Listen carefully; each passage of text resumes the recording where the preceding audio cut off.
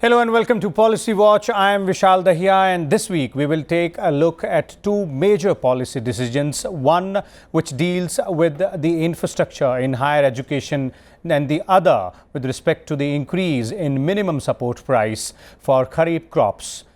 So let's begin with the education sector. The Union Cabinet this week approved a proposal by the HRD Ministry for expanding the scope of Higher Education Financing Agency, that HEEFA, by enhancing its capital base to 10,000 crore rupees to meet the increasing financial requirement of educational infrastructure in the country.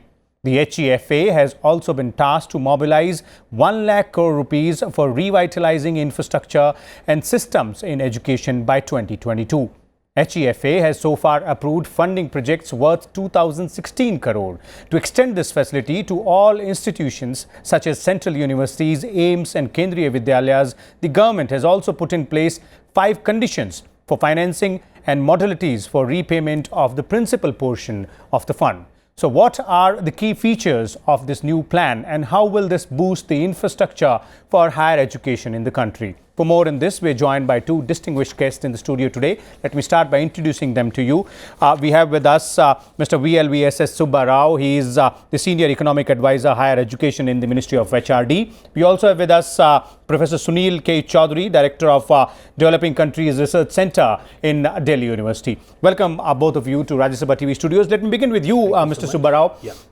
By trying to understand what exactly is this decision about, because it involves one, allowing HEFA to garner more funds and to expand its area of influence as well, wherein it can provide funds to the higher education institutions. So how do we look at it? Okay, it's like this. The needs of the education system have expanded substantially over the last decade or so. See, India has to now realize its demographic dividend, which we have been talking about statistically for quite some time now. It's time to really realize the same, and for this, the facilitating scenario has to be created in terms of the education framework. Now, a lot of education is about adequacy and then quality, if we have to really get going in this manner. So, the first budget announcement, if all projects in this country have to await prioritization under the budget, then it would take about 15 years for us to fund all those institutions which have to be created to take care of the demand that is being raised on the education system. Today, the education constituency is about, say, the school and higher education put together, it's about 30 crore students. To that, you add the active parents of about, say, 20 crores. So, which means 50 crore people in this country have their aspirations and hopes built around the education system. Okay. So then comes the issues of employment, and before that comes the employability. Therefore, there is a need to create world-class institutions so that it takes care of not just the quality factor, but also the rising growth of the school education system, which is placing increasing demands. So therefore, there is a need now to fast track the creation of academic and research infrastructure in the country, so that India becomes an education hub. Our students are attain those necessary skill sets and academic knowledge, so as to be equipped to deal with real life situations. Before I move on to Professor Chaudhary, one thing which I would, and our viewers would also want to know is, what are the salient features of this particular decision? Now, the equity has been raised from 2,000 crores to 10,000 crores for HEFA now. So, this would enable HEFA, Higher Education Financing Agency. It's got an NBFC license and it's a not-for-profit organization. And this would leverage resources from the market, both by way of commercial borrowings and also by floating tax-free bonds.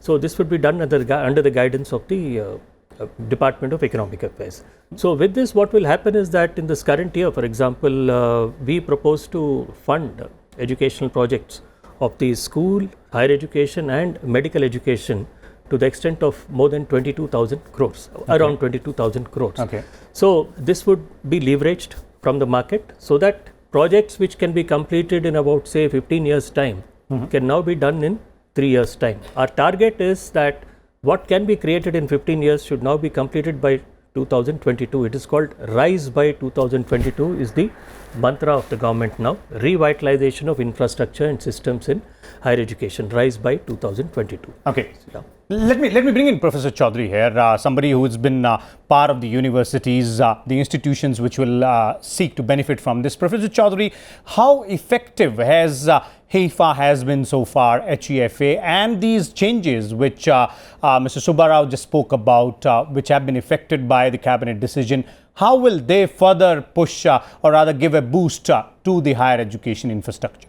I think you can just see the salience of HEFA in the terms of like in hundreds of the world institutions of excellence across globe, India fails to get any respectful place in any of those 500 institutions, barring some IIMs and IITs. So in order to capitalize those educational institutions and to make those institutions as institutions of excellence, so this was a very good initiative. I think the 4 important points where the government has come out to support the program through HEFA. One is quality. Specifically, when we talk about quality, it is through quality research. So research and development is one of the most important imperatives which mostly world institutions basically focus on, and India is still lagging far behind.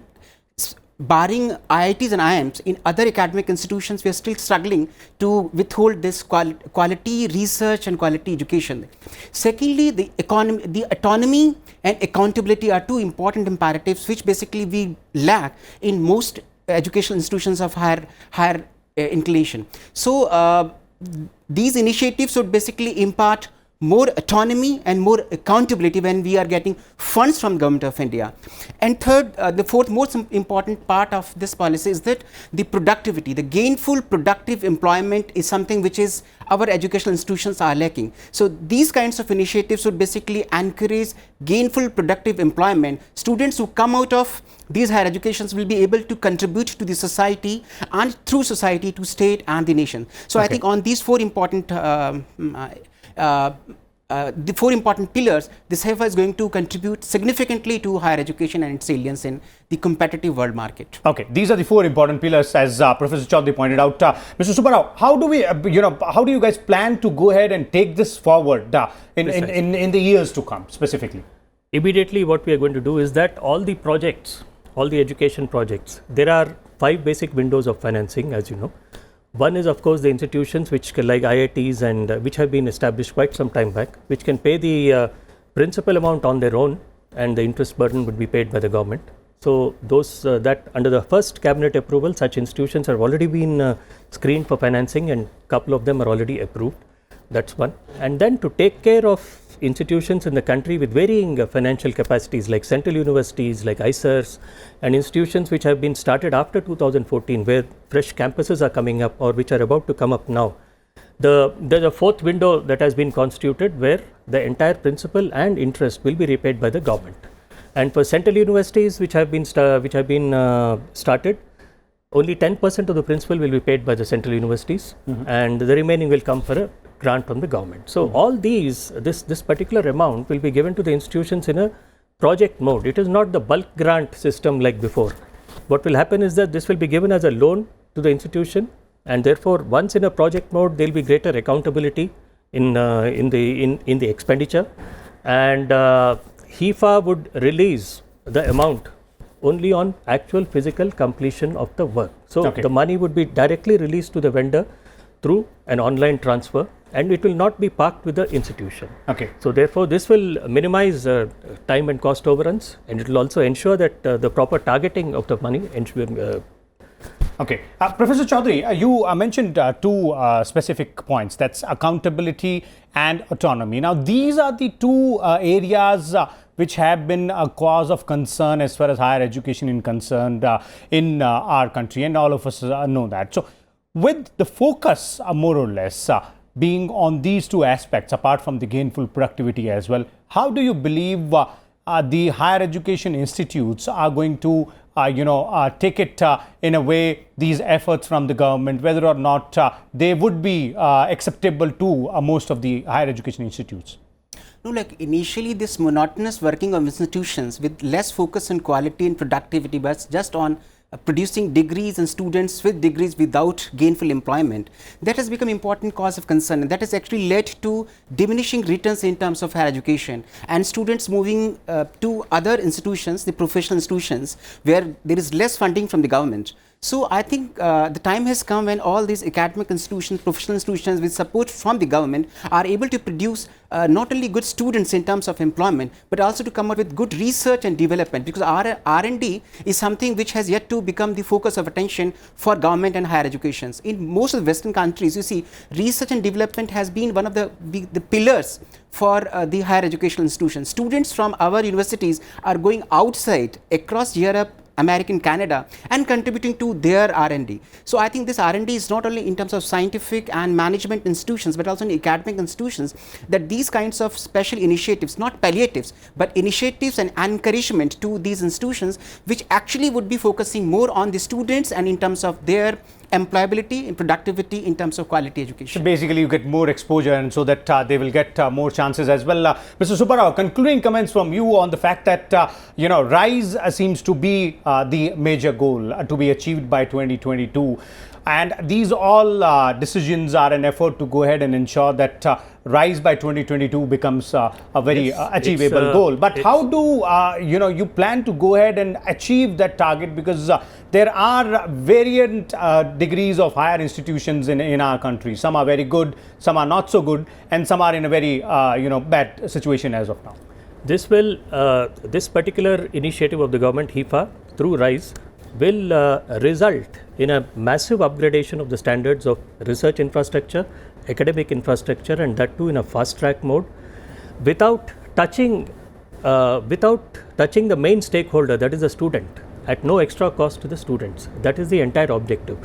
The investment in education, taking the upfront financing away from the budget and routing it through HIFA, will enable government to achieve this target, and it will not only bring about greater financial discipline among the institutions themselves, because we are going to have a negative list of certain items of extravagance which will not be allowed, and therefore over a period of 3 years, because it's going to be monitored very tightly by a committee of 4 secretaries of major departments, and also All India Institutes of Medical Sciences are going to come up in a fast track mode, because left to itself, awaiting budgetary prioritization would have taken a much longer time, and therefore a host of institutions will come up in a relatively shorter time frame, and at an easier cost to the government, because instead of financing upfront, the government is going into debt servicing. It's a win-win for both the government and the educational system, and therefore this quick closing of the gap in our educational infrastructure is going to happen through RISE by 2022. Okay, so as our panelists are pointing out, that this is going to be a win-win situation both for the government as well as for the higher education sector, with a focus on ensuring the autonomy, the accountability and gainful productivity from these institutes, and also ensuring that research and developmental facilities are given a boost in our higher education institutes. We'll take a short break here.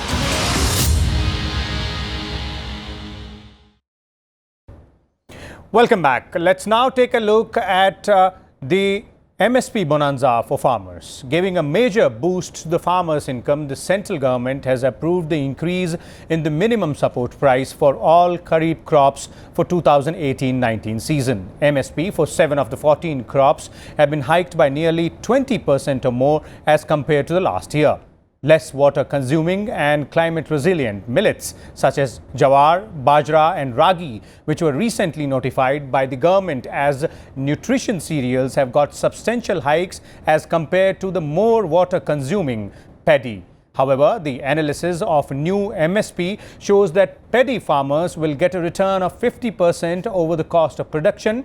Those who opt for bajra will get nearly 97% returns, and those opting for pulses will get the return of 65%. So how will the new MSP regime help the farmers, and what else needs to be done to give a fillip to the agriculture sector? For more on this, we're joined by 2 distinguished guests in the studio. Let me start by introducing them to you, beginning with Dr. Tajamul Haq, who is with us here, former chairman of Commission for Agriculture Cost and Prices. We are also joined by Harish Damodran, senior journalist and rural affairs editor with the Indian Express. Welcome to you, Mr. Damodran and Dr. Haq. Let me begin with you, Dr. Haq. Try to understand what has been the formula for arriving at this particular support price, and does it address the concerns which were raised by several farmers groups and have been raised in the past as well?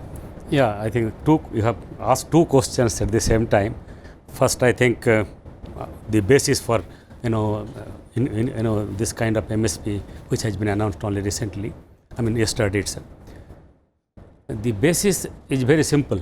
This time it is the A2FL cost plus 50% margin over cost is the basis.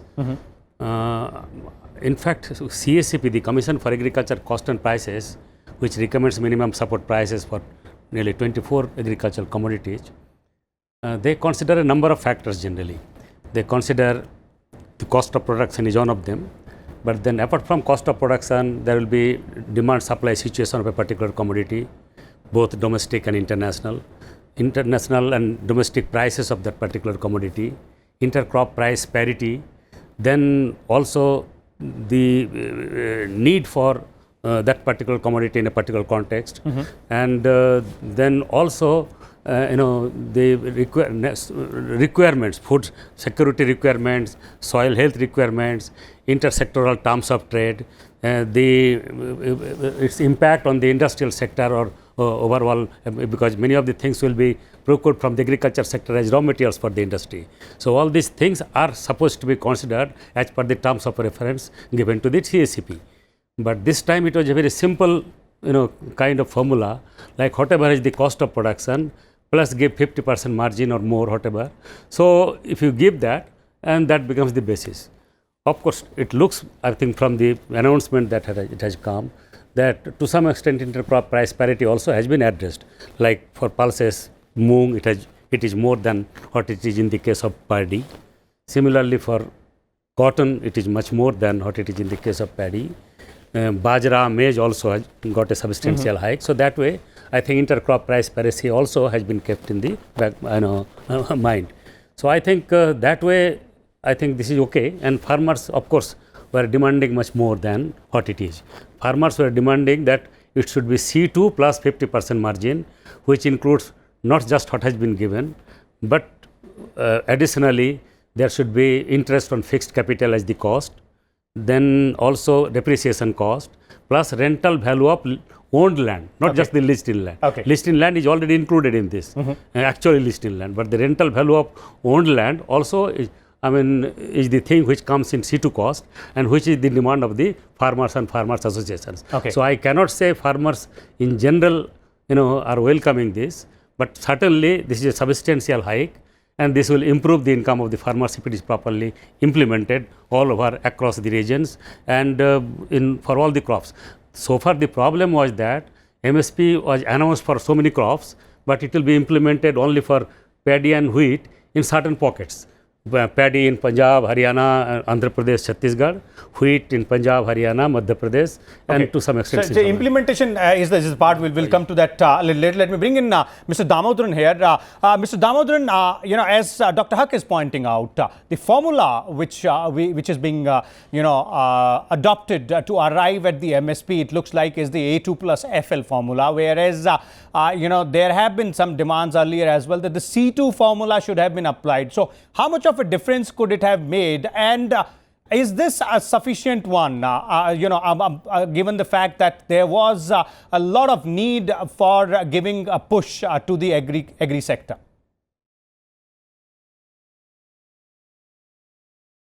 I think Dr. Haq has elaborated very well the basis on which CACP I think recommends the MSPs, and it considers not just production costs but also supply demand dynamics, global prices and all these kind of things. Whereas I think now we have moved to a very simple formula, just costs, So whichever is the whatever, so the higher the cost, the higher the MSP. So to that extent, India becomes completely isolated from the global market, or even the supply demand condition. So I'm not sure whether this is going to be good in the long term. In the long term, we need to also look at how to reduce the production costs. And as far as I've seen, I think other than paddy farmers, I don't think any other farmers will have anything more will have anything great to say on these decisions. See, because we know that about 30% of paddy which is produced is anyway procured, and in quite a few states, and probably and that is of course also the case with wheat. But in all other crops, I think these kind of the MSP kind of increases which have been granted, it may actually alienate the private trade even more. Like for example, we have in the case of groundnut. Last year I think the MSP of groundnut was 4,500 per quintal. And the ruling market prices were about 3,500 to 3,600. And then what happened is the government, basically NAFED, ended up procuring some 1 million tons of groundnut, and obviously it could not have bought all the pods which were produced. And today the same NAFED is now offloading the groundnut from its godowns at 3,000 rupees, 2,900 rupees. I seriously think that a time has come, we should, right now what has happened is, because of demonetization, because of GST, and now with these kind of MSP increases, there is no private trade today in agriculture, and I think that is a very serious thing, if without, just like we say that, it is not good for consumers if producers suffer. So same thing, if the private trade suffers, it's not good for the farmers. So because how much can the government buy? So I would say that right now it looks like yes, the paddy MSPs have been hiked massively, and maybe rightly so. In terms of cost of production, but we need to find some other ways of compensating farmers. Maybe, I don't know, maybe it could be the Telangana formula, it could be the Madhya Pradesh formula of allowing farmers to sell at the market price, and then the government pays the difference scheme between you're talking about. The MSP definitely, and the I'll come back to you, Mr. Damodaran, on that. But let me bring in Dr. Haq here. Bhavanta scheme is one option, which as Mr. Damodaran is pointing out. But you're also talking about how the implementation part of this has to happen. And Mr. Damodaran is also pointing out the procurement aspect of this. Now, the key to this entire effort being realized and giving that much required help to the farmers is into implementing this properly and ensuring that the procurement is what needs to be taken a look at and boosted as well. So how do we go about that? Yeah, there are two things in this. One is that whether the government has the capacity to implement it as it looks, that it is not. Damodaran has rightly said only for paddy and wheat we do purchase, and for other crops occasionally for Cotton Corporation of India and things like that. But this time, if you have seen in the budget itself, the government has said that if government for any reason cannot procure, and also it has its own limitations, fund, infrastructure, storage facility, transportation facility, disposal. First of all, what does the government do when it procures so much of barley or bajra, maize, ragi, and so many other crops, because it does not have, first of all, capacity to purchase, and also to store, and also to transport, and also to dispose of otherwise. Because in the case of paddy, at least you have a PDS mechanism through which you can distribute it to the poor people below the poverty line, and who will buy this. So in this case, this market has a role. I will agree with Damodaran that market has a role, and even in the Bhavantar case, it was operating through market. Like if the market, in the budget also we have said this, that if the prices of any commodity falls below the MSP, the difference between the MSP and the market price will be compensated by the government. And now the Niti Aayog itself is developing an institutional mechanism by which there will be registered traders. Registered traders will be given this task to procure and sell in the market. So market has a role. Market has a role. Let me go back to Mr. Damodaran. Mr. Damodaran, we're running short of time, but before we bring this show to an end, one very important question, and which both you and Dr. Haq is also pointing out to, is the fact that private players do have an important role to play, and the solution might lie in schemes like Bhavanta scheme or maybe some other format. But then moving forward from here, as you were pointing out, what is it that needs to be now focused upon apart from increasing the MSP or giving 50% more than the production cost to the farmer?